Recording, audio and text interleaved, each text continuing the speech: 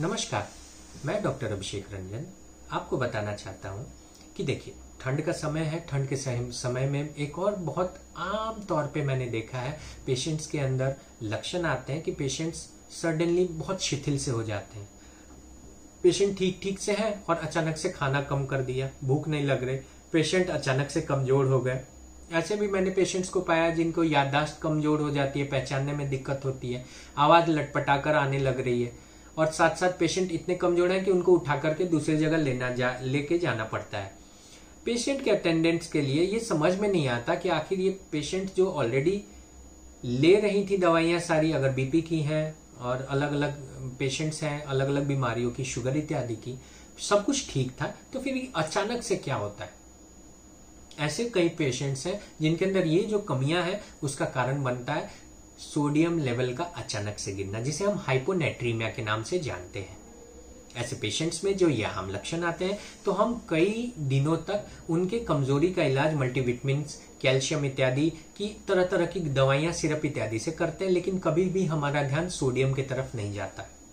Sodium एक इतना important cation है हमारे ब्लड के अंदर, हमारे बॉडी में, जिसका सबसे इंपॉर्टेंट रोल होता है कि वो हमारे तरह तरह के एंजाइम्स के लिए जरूरी होता है।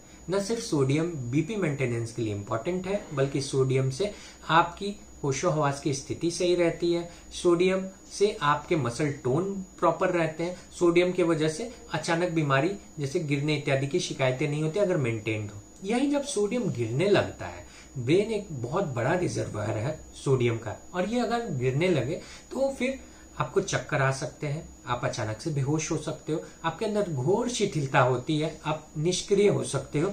और साथ साथ ऐसा फर्क मैंने पाया है कि सोडियम गिरने से पेशेंट्स बिल्कुल ही बीमार हो जाते हैं सडनली। तो अगर आपके आसपास ऐसे पेशेंट्स हैं जिनमें ऐसे लक्षण सडनली हुए, खासकर जो बड़े बुजुर्ग हैं, 60 या 60 वर्ष से ज्यादा के हैं, ऐसे पेशेंट्स जिनको ऑलरेडी डायूरेटिक्स चल रही हैं, यानी ऐसी दवाइयां जो पेशाब को बढ़ाती हैं, चाहे वो बीपी के लिए दी जाए, हार्ट के अंदर सूजन के लिए दी जाए या किडनी डिजीजेज में दी जाए, तो ऐसे पेशेंट्स में विशेषकर से सावधानियां बरतनी चाहिए।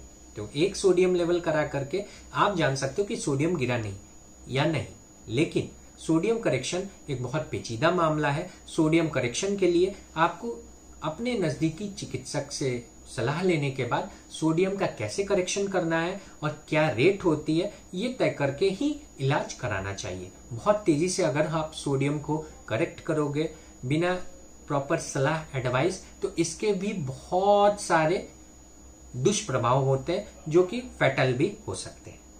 तो हाइपोनेट्रीमिया से जुड़ी इस जानकारी में इतना ही। जय हिंद, जय स्वास्थ्य क्रांति।